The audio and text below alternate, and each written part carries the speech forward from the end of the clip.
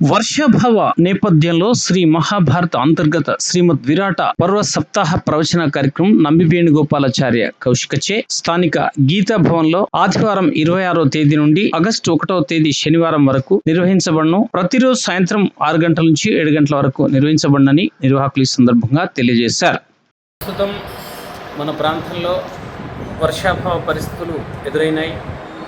సనాతన ధర్మం ప్రకారం శ్రీమద్ భారతంలో అంతర్గతంగా ఉన్నటువంటి విరాట పర్వం ప్రవచన కార్యక్రమం సప్తాహంగా జగిత్యాల జిల్లా కేంద్రంలోని గీతా భవన్లో శ్రీమాన్ నంబి వేణుగోపాలాచార్య కౌశికచే మరి ఆదివారం నుంచి ప్రారంభమై 1వ తేదీ వరకు సప్తాహంగా కొనసాగుతుంది.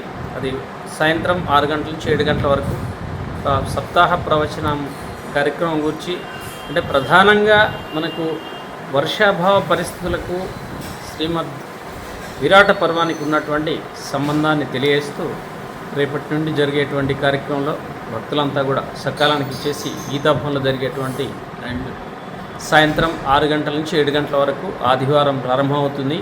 ప్రతినిత్యం కూడా 6 నుంచి 7 గంటలకు ఉంటుంది. తర్వాత 1వ తేదీ దాకా కూడా కొనసాగుతుంది. జై శ్రీమన్నారాయణ.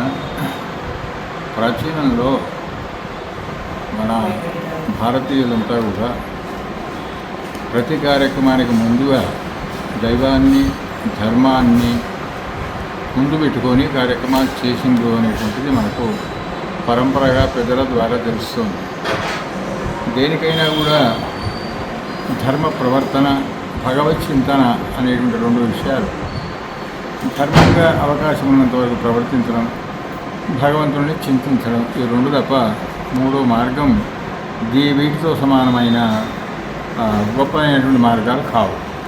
కనుక ప్రాచీనులు అన్నాద్భవంతి భూతాని పర్జన్యాదన్న సంభవ యజ్ఞాద్భవంతి పర్జన్య యజ్ఞకర్మ సముద్భవ అని ప్రాణులు బ్రతకాలంటే అన్నం కావాలి అంటే పంటలు పండాలి పంటలు అంటే వర్షాలు పడాలంటే యజ్ఞాలు చేయాలి అని చెప్పేవాడు. యజ్ఞాలలో కర్మయజ్ఞం జ్ఞానయజ్ఞం అని 2 రకాలుగా ఉంటుంది. యజ్ఞాలను చేసిన వాళ్ళను అంటే మంచి పనులను మంచి నడవడిక వాళ్ళను తలుచుకున్నా కూడా అది యజ్ఞం అనే పేరు.